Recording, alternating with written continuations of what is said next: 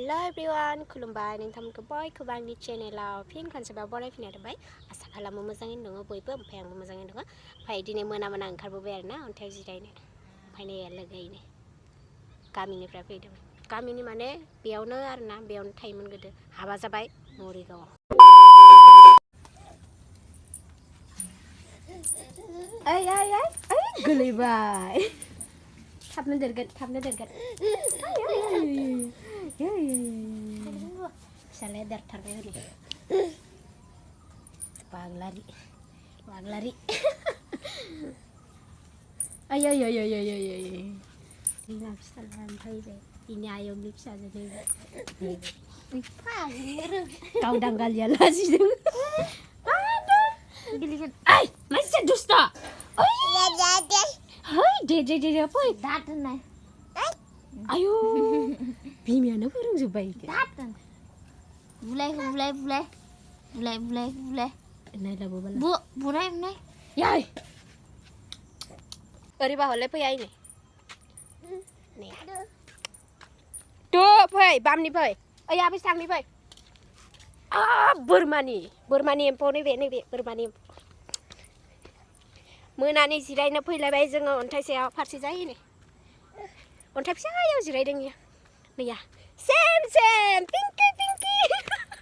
बेबायदि होनांगोन अन्थाइयाव जिरायनो फैदों जोंहा अन्थाइयाव ओइना आबिया बोरमा लायनो थांदोंमोन थाबायनो ओंखारोनो दसे ओंखारनानै र' आयु उनखि जाय मायो मोसालायो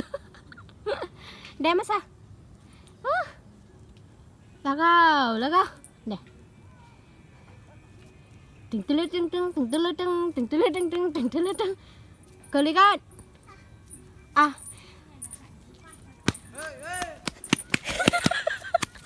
गिलायलाङो थुल्लु थाङै जाफैनो आबै फैगोन नायनो बिमाया नैया जोंनि हाजोया मोना बै अन्थाइ जिरायनो फैयो नै दादा जिरायबाय दं आयौ आयंआ बोरमा लाबोबाय दं आइजा सेस हाबा जाबाय नै गथ'बो मोनलायलांबाय देरलायलांबाय सानैसो थाना गथ'आ बिहामजो लाबोनो हासिगोन फाग्ला बियो आन्दायजोब्बाय आंखौ मा लादों सानदों नै खर'मा नांदों गुवाहाटियाव फैना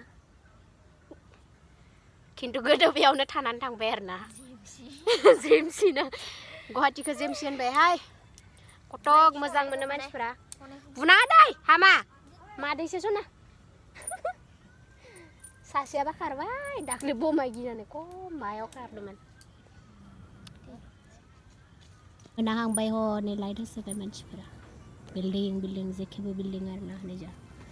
ओंखायनो दादाया ओंखारबोबाय आरो दिपर बिल नै दे गिदिंनो फै गाइस बेयाव